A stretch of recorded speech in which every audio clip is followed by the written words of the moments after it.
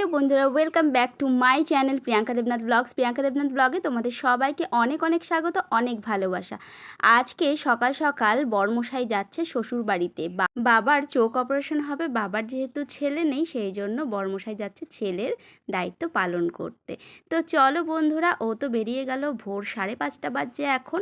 আর আমার এই দিকে কিন্তু প্রচণ্ড তাড়া আছে, তার কারণ মেয়ে যাবে 7টার সময় টিউশন, আর আমাকে তার আগে জলখাবার রেডি করতে হবে। তো আজকে জলখাবারে কি আছে জানো? স্পেশাল খাবার, সেটা হচ্ছে ইডলি। তো আজকে আমি ইডলি বানিয়েছি। দেখো ইডলিটা খুব সুন্দর ফুলে উঠেছে, আর এখন একটু দেখে নিচ্ছি যে ইডলিটা হয়েছে কিনা। বাহ, খুব সুন্দরভাবে হয়ে গেছে। তো চলো এবার ইডলিটা বের করে নেওয়া যাক। আসলে এই দিক দিয়ে কিন্তু আমি প্রচণ্ড লাকি। আমি যখন একবার বললাম যে হ্যাঁ গো, আমার বাবার চোখ অপারেশন হবে, তুমি কি একটু যাবে, বাবার পাশে দাঁড়াবে, বাবার তাহলে একটু ভালো লাগতো। ওর সাথে এক কথাতেই বললো অবশ্যই। তো এইটাই হচ্ছে আসল মেয়েদের, এইটাই হচ্ছে জোর। নিজের স্বামী যদি নিজের পাশে থাকে, আর আমাদের মেয়েদের, প্রত্যেকটা মেয়ের বাবা মায়ের যদি একটু খেয়াল রাখে, তাহলে আর কি, আমরা তো সারা জীবনের জন্য এসছি ওদেরই সেবা করতে, তাই না বলো? বছরে যদি 1-2বার যদি একটু মেয়েদের বাবা মায়ের যদি সেবা যত্ন করা যায়, জামাইরা যদি সেবা যত্ন করে, তাহলে এর থেকে ভালো আর কি হতে পারে।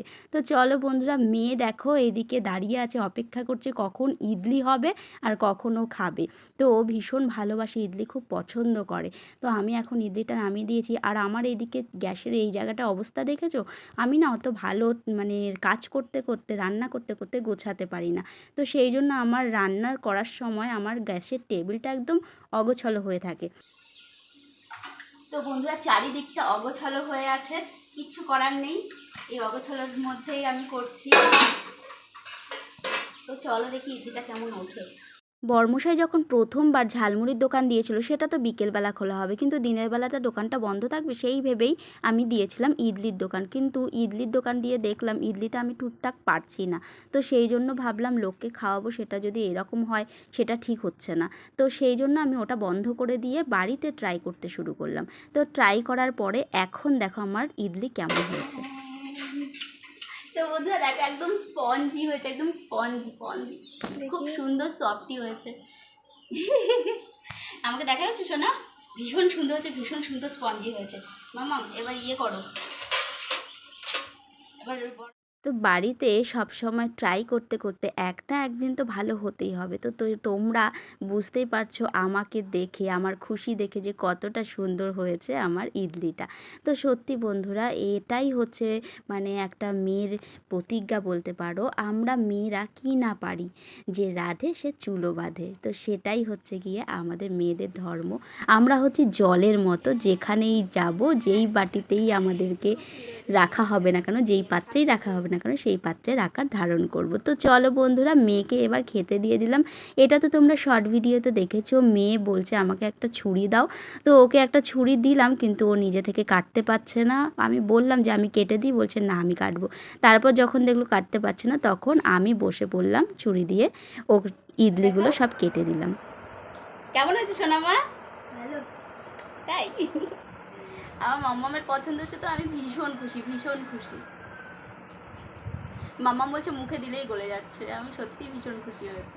মেয়ে এখন টিউশন যাবে, আমি আর ওকে দিয়ে আসতে যাচ্ছি না। তার কারণ অন্য সময় রাতের বেলা টিউশন থাকে, তখন দিয়ে আসতে যাই।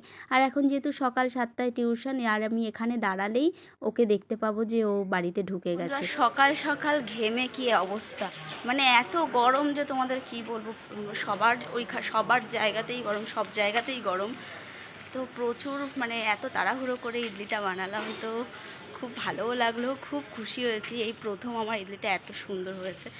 তো চলো সারাদিনের ব্লগটা দেখতে থাকো, আশা করি তোমাদের খুব ভালো লাগে। বাড়িতে আবার সাম্বার ডাল বসিয়ে গেছিলাম, তো এসে আমার সাম্বার ডালটা হয়ে গেছে। তো সাম্বার ডালের সাথে ইডলিটাকে একদম সুন্দর করে ডেকোরেট করে নিয়েছি। দেখো সাথে কিন্তু আবার কারি পাতাও দিয়েছি, যেহেতু ইডলিতে কারি পাতাটা পড়ে, ইডলিতে পড়ে না, মশলায় আর সাম্বার ডালে পড়ে। তো সেই জন্য কারি পাতা দিয়েই আমার মনে হলো ডেকোরেটটা করলে বেশি ভালো লাগবে। তো চলো বন্ধুরা, আজকে ভিডিওটা কেমন লাগলো অবশ্যই তোমরা কমেন্টে জানাবে। ভালো লাগলে লাইক, শেয়ার, কমেন্ট, সাবস্ক্রাইব করে দেবে। আর যারা ফেসবুক থেকে দেখছো অবশ্যই আমার প্রোফাইলটা ফলো করে দিও। তো বন্ধুরা চলো এরকম নতুন নতুন ডিশ আমি চেষ্টা করব তোমাদের সাথে শেয়ার করার। আমি নিজেও শিখতে ভালোবাসি আর করতেও ভালোবাসি রান্নাটা। তো চলো এত সুন্দর একটা ডিশ বানিয়েছি, সেটা নিজের সাথে সেলফি তুলব না তা কখনো হয়?